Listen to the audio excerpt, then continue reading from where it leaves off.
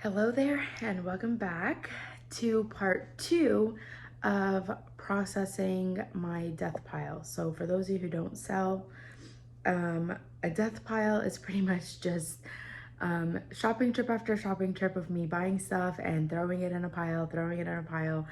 Then it becomes a death pile after it's like way overdue. It's just sitting there, inventory, you're not doing anything with it. So I have quite a large death pile. I haven't been shopping in a while. I actually went shopping yesterday though, to 2 stores, and I only picked up 2 things. So I'm really proud of myself. I will share with you what those 2 things are here in the next couple of days. But I just really want to get through these things that I have in my death pile so we can get them up on eBay. So last time I showed you more of the processing part of it, of me getting the items from the garage into bins and then up to the second floor. And then a part of the video that was lost was me entering in or explaining my Excel spreadsheet. I'm not gonna go too much into it, but I always have my laptop with me. So there's my laptop right there. If you're interested in like the setup of this room and my office and all of that, go watch part 1. The video right before this one, it's titled The Real Reason Why I Stopped Antique Shopping. And then in there, I was just explaining how I have my laptop so that I can enter in items that are ready to be photographed. And then I just use as many descriptive words as possible. So another key piece of information that I told you about the Excel spreadsheet is that it's not a necessary step, because if you're selling on eBay, I can't speak for other platforms, but if you are selling on eBay, I do know that eBay keeps a record of everything for you. Fees and sale price and shipping and everything. The only thing they don't take into consideration is obviously your cost of goods. So I keep my Excel spreadsheet for cost of goods and just to know like roughly what the profit is, at a glance.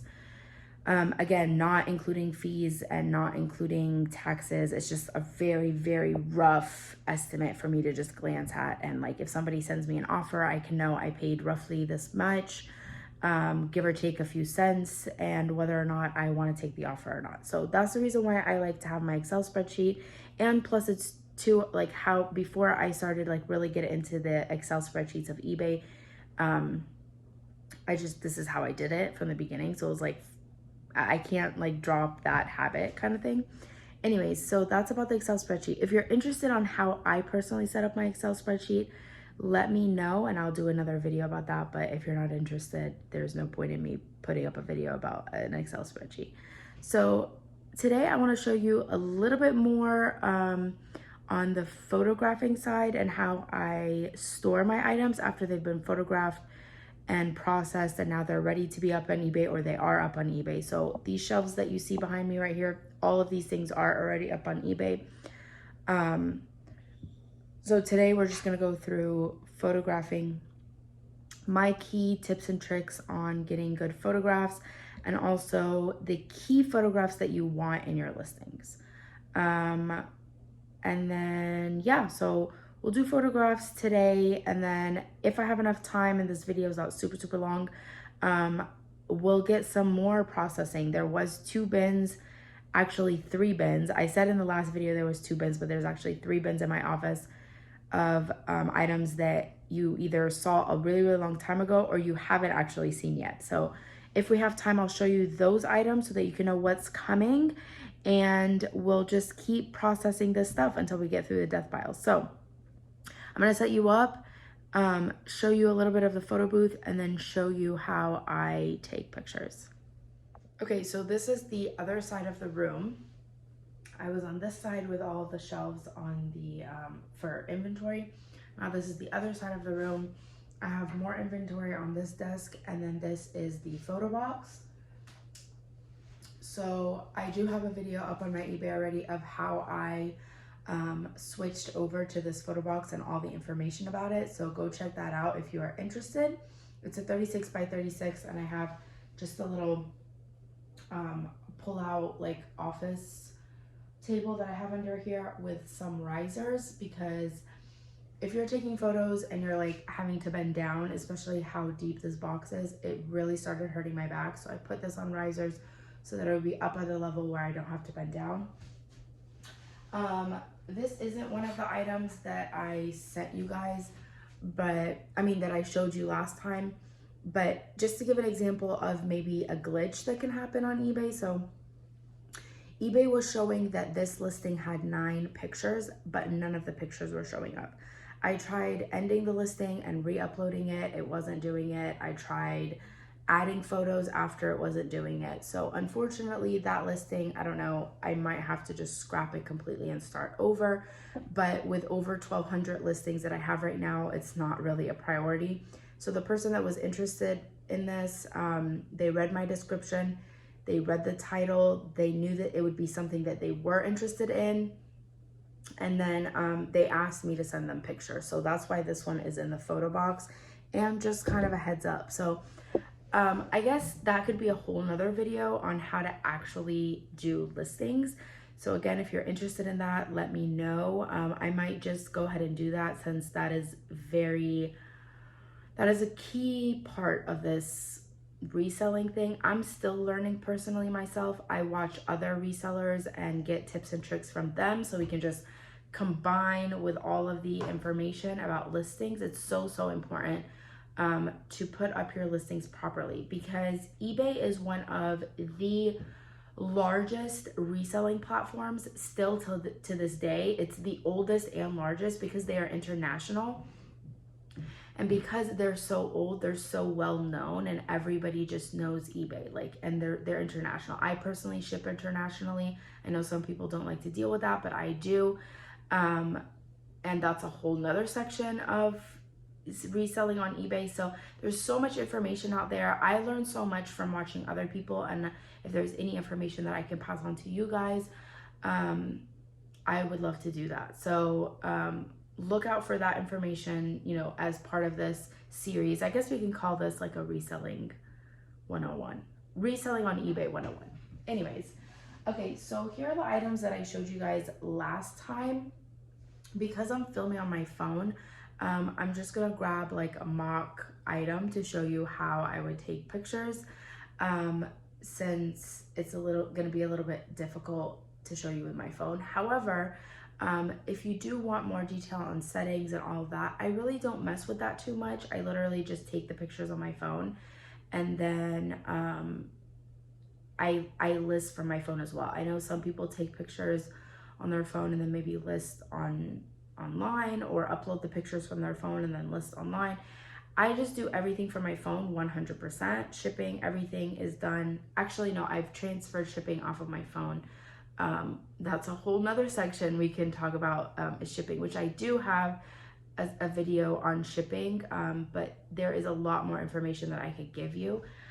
So when you have an item, which I'll just show you here. I don't think we need to be in the photo box, since I'm not really showing you me taking pictures. When you have an item, you want to make sure you have your bases covered. So what I mean by that is all 4 sides of the item should be photographed. So like this, like this, like this, and like this.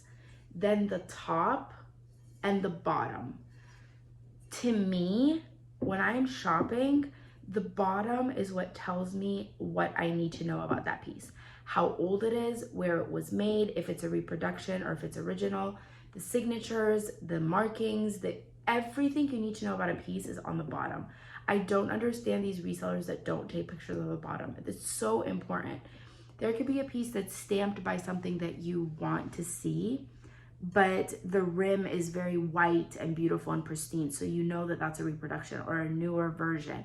There are so many things that the bottom of an item can tell you. To me, the bottom and the measurements are the most important pictures that you can take.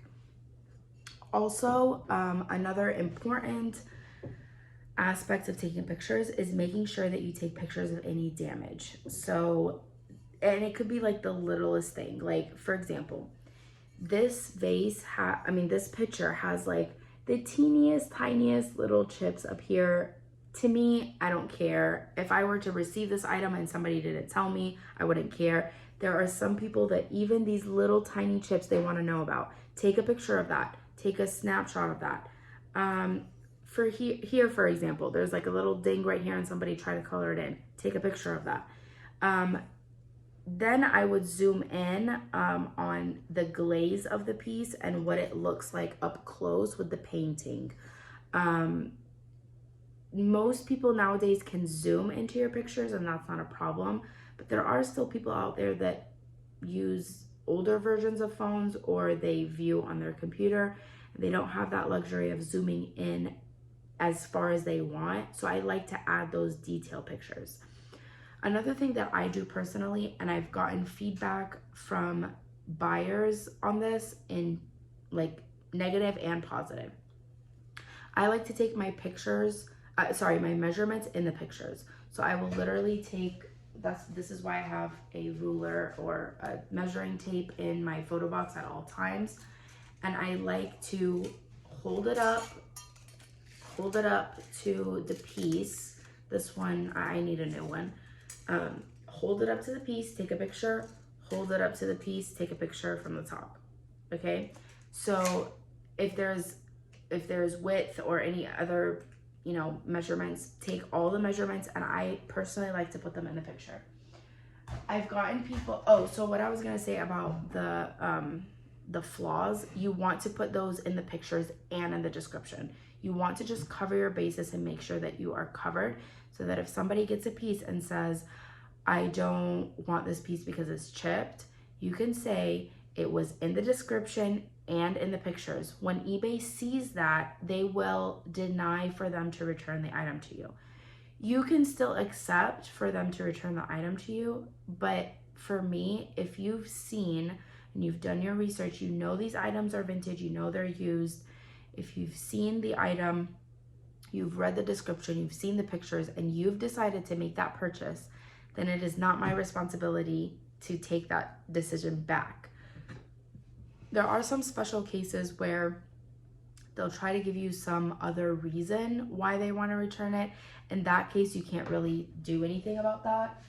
But for the most part, like, I would hope that people are just honest.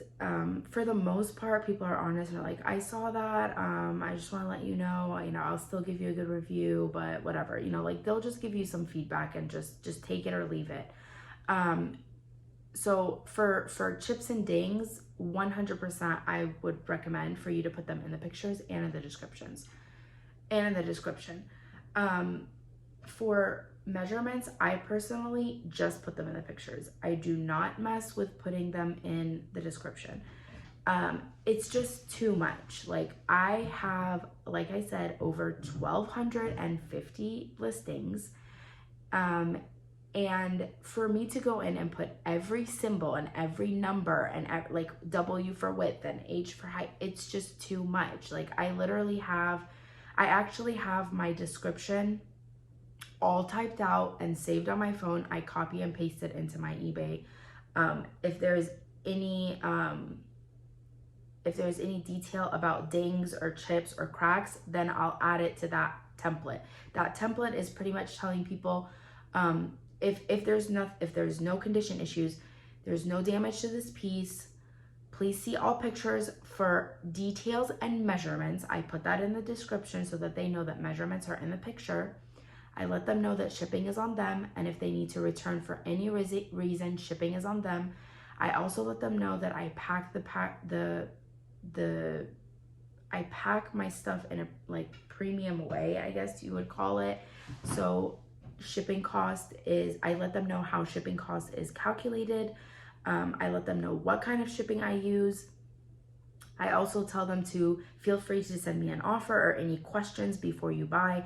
It's like a very generic but detailed template that I just copy and paste to all of my listings. Again, if there is any condition issues, then I will add that on top of the template that I have. I've gotten some people, most people will say, Thank you so much for adding pictures of measurements, because I'm not good with numbers. I'm not good with visualizing what the measurements are. I've gotten that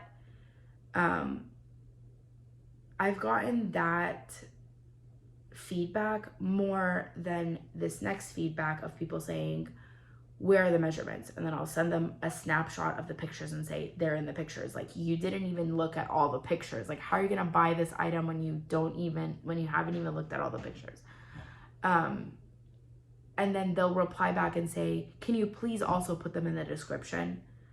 And I'm just like, I just tell them, okay, yeah, good feedback, whatever. Like, at the end of the day, it's your eBay store. You will be getting a lot of feedback from a lot of people. And don't get me wrong, I take feedback very seriously. I've sold a lot of items based on me taking back feedback.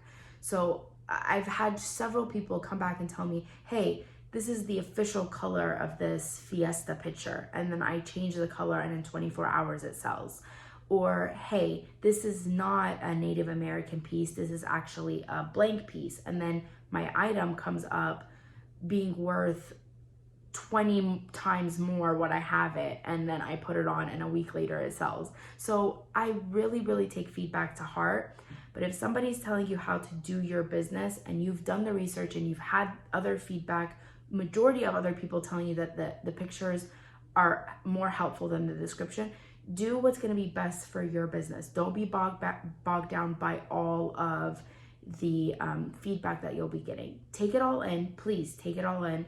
But at the end of the day, it's your business, and whatever works for you is what's gonna work. So that's why I love putting these videos out. I might have something to say that the next reseller doesn't have to say, but with our information combined, you can build your best business. And I'm still learning, and I love to hear from you guys if you have any other suggestions. So that would be for like a picture. Another thing is, for example, for an item like this. So this is a Disney Parks piece. You're gonna have the Disney Parks and the date and all that. When you're under the light box, you cannot take a picture of this straight on. You're gonna have to tilt it in an angle a little bit so that you could get the clearest view in the light of the words. So that is a photographing tip, and that will depend on the camera that you're using or the phone that you're using. So just keep messing with it until you get, and then if you can't get it all in one snap, take several snaps. Like, give your buyers as many pictures as you possibly can. So this is actually something that eBay has done recently, and they've actually upped their photographs from 12 to 24. So us resellers that have been on there for a while, we've been waiting for that upgrade, and it's been great. I'd never put 24. I'm not gonna say never, but I haven't so far. But those extra pictures really make a difference. I can now put up 13 to 17 pictures, whereas before I was having to combine pictures or having to edit so that I can fit another one. So having those extra pictures are really good. Please put as many pictures as possible. The background is another thing that I wanted to talk about. So eBay wants a solid background, and they want a solid white background. So through their algorithm, they're going to be looking for those listings that are solid white. But any solid backgrounds, they're going to push those to the front of the queue. That is just a computerized way for them to keep resellers that are just selling like random things here and there out of the platform. Unfortunately, I wish it wasn't like that for the smaller people who just don't understand how eBay works. But for those of you who want to do this as a reselling business or reselling, more than just part-time, please be aware that you do need to have a solid background. There are some people that do solid brick. There's some who do solid wood. As long as it's just a uniform background and it's not your dining room table or your, you have kids in the background, like they just want it to keep it as solid as possible. The reason why they do this is because eBay does have a feature where you can do item recognition, and it's kind of like Google Image, but it's for eBay. And so your item will not be recognized if you have a whole bunch of other items in the background. The computer can't focus on the item that you're selling, and so your item won't show up if somebody is trying to do a photo recognition. So and then at the end of the day, if you don't sell, eBay doesn't sell, and that's not good. So that's why they do the background. So I try to keep between two backgrounds, just white and black. So clear glass, like this, clear glass I do on black because the details do not show up on white. Obviously darker items like this would be on white. If you can see here the lamp, this one would work on white, as you can see, but I'll just hold it up here and it looks much better with black. So then I'll put this to the side and say, okay, these are going to be for the black background, and I'll just photograph the ones that are going to be on the white background. I know there are some people that have two photo boxes, one set up for white and one set up for black. I'm not there yet, space-wise and inventory,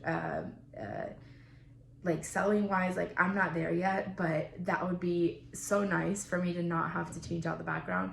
But it's literally just this sheet, and I just take the white one out and Velcro this black one on, and then take all the pictures that need a black background all at once. So that's another key element to photographing for eBay, is make sure you have a solid background. You can makeshift your own backgrounds from boxes or what are they called? Those poster boards. And there are videos up on eBay for that. I did try myself, and the lighting was not where I wanted it to be for the quality of pictures that I wanted, especially since I have so many different items. If you just have a few items and you're able to like tinker with the lighting and be able to just like get good pictures for the few items that you have, that's fine. But again, over 1,200 listings, over 1,800 items that I have in my queue. It's just, I need to have a system where I can just go without having to keep adjusting the lighting and all of that. So the makeshift one just didn't work for me. Maybe you can figure it out and have a better way of doing it. But to me, that's one thing that I will highly recommend for someone to invest in, is a photo box, because it makes a world of difference with your listings. So as far as like camera and like computer and all that, to me, that's secondary to your pictures, because if your pictures are good, it will show up good on any device. I mean, I have an iPhone 11, which I am not a techie person, but from what I know, the 11 was like the best of the cameras. Like when I got it so many years ago now, 2-3 years ago, it was the best that iPhone has ever made. And I think now after the 11, it's kind of like consistent, but the iPhone 11 was like the best ever since, so long. So, because it has the 3 cameras and blah, blah, blah, all of that stuff, the zoom and in and out and all that. So I really enjoyed having that feature from the iPhone 11 with the zoom, just at a touch of a button and all of that. So that really helped with my pictures. And then the clarity too, like the clarity of the crisp. So another example is, you want to make sure that people know if your items are hand painted versus transfer. A lot of people don't know this, but there is a difference between items being hand painted and items having a picture that's been transferred. So one telltale sign that your item is transfer, not hand painted, is that you see these little tiny dots, like pixel dots, That's transfer, that's not painted. If it is painted, you're literally gonna see the strokes of color. So another thing that people do, especially reproduction, like China and Japan and places like that, they'll transfer and then they'll get clear paint and just do random strokes. Make sure they're not clear strokes and make sure the strokes make sense. Like sometimes there'll be a stroke between the cheek and the hair.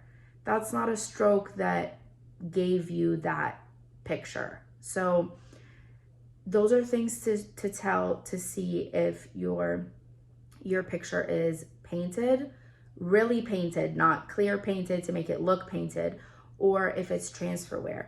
Transferware can still be antique because they used to do them, especially in England, in the big porcelain factories. So there's nothing wrong with transferware. There are just some people that are very die-hard, like paint fanatics. So I want you to be able to disclose that either in your item title or in the description that this is transferware versus paint or whatever. In newer items, it will determine the value of the item. If it's hand painted, the value goes up for newer items. For older items, you're not so much paying for the image as much as you are for the item or what the item is or where it came from or whatever. But for newer items and older items, but especially for newer items, you really want to make sure you're deciphering between paint or not. And again, those are other like nice pictures that you can take where it's zoomed in and you kind of have it like in the light at an angle so people can actually see the brush strokes and all of that. I'm trying to think of any other information about photographing. I think that's everything. Another nice thing about these photo boxes is that you can dim the light or make the light like as bright as possible. That really helps with like bright colored items. So if it's very bright colored, you want to dim the light so that the what is it called when the washing is not so high.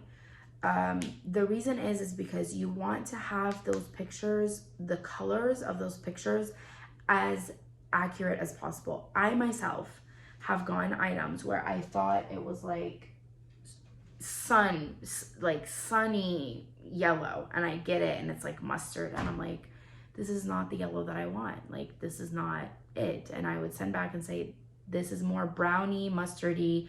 I need to return this item. And I have the right to do that because it was not part of the description. Your photos are part of your description. So if I return it on the basis of item is not as described, then I have the right to do that. So it's very important for your pictures to really represent the most accurate shade of what the color is. To me, like I said before, the pictures are the most important part of your listing. I want to say like as important as the description, the title. On eBay side, the title is the most important. And eBay is starting to now add more things, like you have to have certain descriptions. You have to be able to include certain things in the categories, like your category section. You have to be able to add certain elements into your description for them to push it through. So it's really a system where you have to learn it and you have to just get in there to learn it. Another good thing is that you can always go back and revise. So if you get another piece of information, I've put items up on eBay just generically and then come back and look at somebody else's reselling page or video or whatever. And I'm like, oh, that's what that item is called? I have that item, and I'll go back in eBay, change it, do my own research first, and then sure enough, it'll pop up and I'm like, okay, that's what it's called. And I'll go back in and revise it, and then they sell like that. So it's very, very important for you to have good descriptions, good titles, and it's very, very important. Those pictures are very, very important. So that's the photographing part. I'll give you just a quick overview on how I have my items organized. And then I think that's gonna end this video. So let me turn you around and show you how I have items organized, how after I've taken pictures, I organize them so that I'm able to find them once they sell.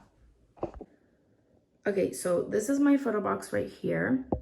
And then, like I said in the last video, these bins are items that have been processed and ready to take photographs of. So after I photograph in the photo box, I turn around over here, and then this is where I have all my stuff stored. So there are main categories to what I sell. So let me just give you those main categories. Brass or metal, anything that's not porcelain or glass. And then I have pictures or anything that's flat. And then over here, I have just mini things. So things that have gotten lost in the past when I just throw them in bins like this. So anything that's miniature, mostly porcelain, goes in here. Because if it's miniature and it's metal, I'll put it in the metal bin. And then up here, I have very high value items that are small and can very easily be broken if I just throw them in a bin. So for example, I have this Victorian 1800s vase. I have this very thin Czechoslovakia glass. These hand-painted porcelain frames, I have 2 of them. They're worth $450 each.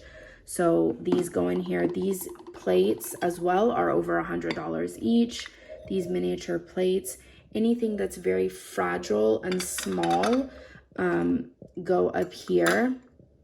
These have multiple pieces and they're fragile as well. This is just, I didn't really know where to put this and I felt like I would lose it, so I stuck it up here. Some Murano glass pieces. These are salt and pepper shakers, Murano salt and pepper shakers. These birds, as you can imagine, with very delicate necks.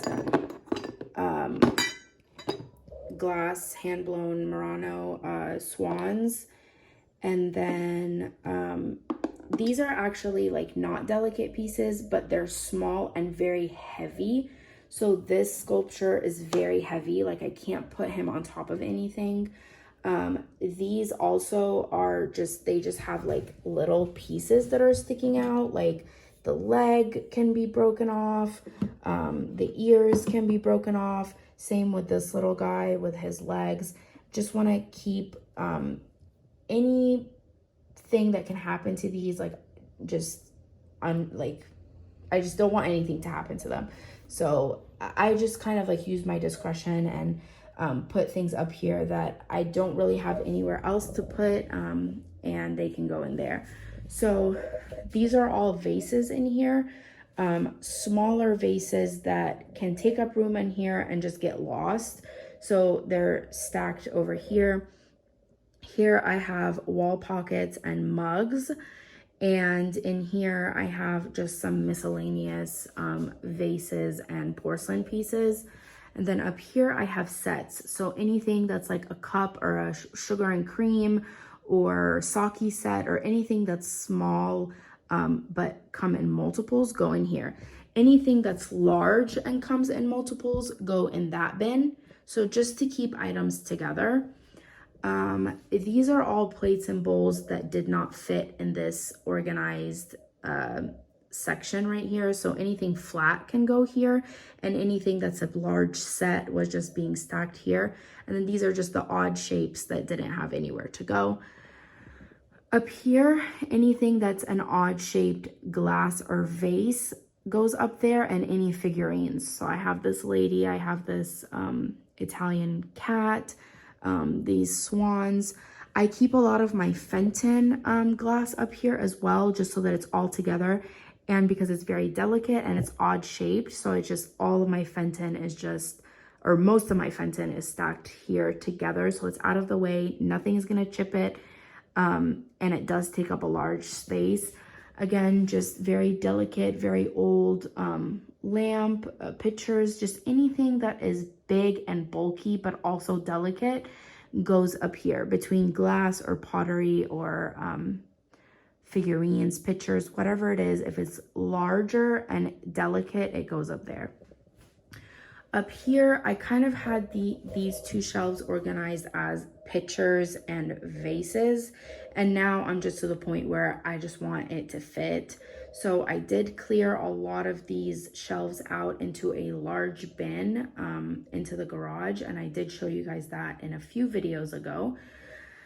And then these bins they're ceramic pieces that are not pictures, they're not vases, they're just random ceramic pieces that I just don't know where to put. So I have this bin and I have this bin of ceramic pieces that are just random. And then this one has glass pieces that are random. These two bins are only glass, paperweights, vases, whatever are in these bins, and they're all laying flat. And then these are like thicker glass pieces that can be stacked with no problem. And then, like I said, in these, I do have just smaller pieces that are miniature vases, miniature things in here.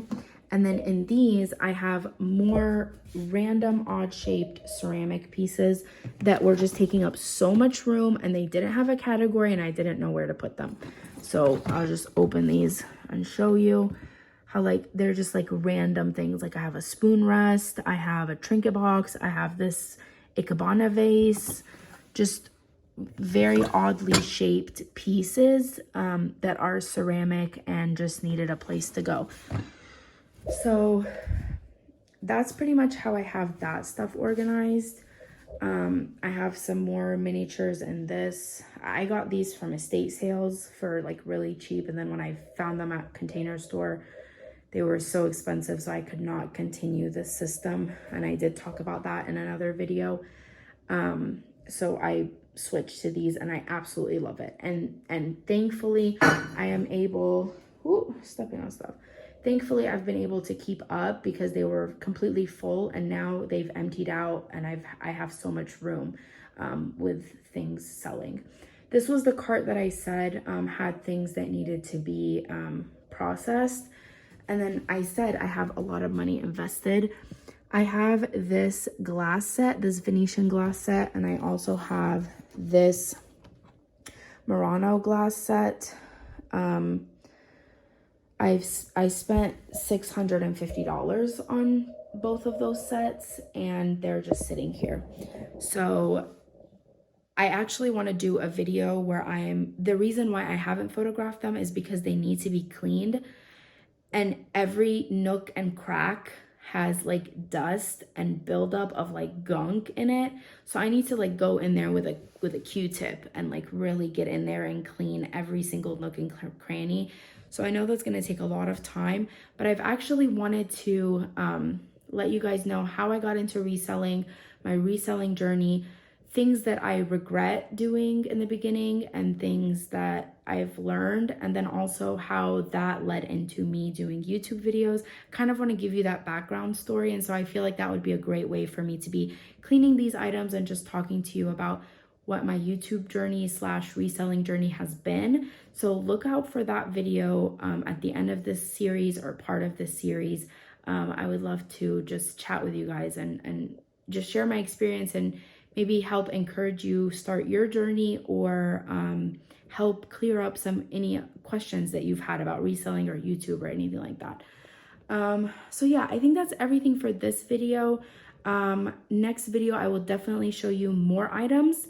I'm gonna keep taking photographs of these items and getting them up on eBay. If you've seen anything that you're interested in that's not up on eBay, please let me know in the description or in the comment section, or also in the description section. I have my email there. You can always send me an email and I will either give you information about the item if you're interested, or have it listed up on my eBay so you can purchase it. So let me know.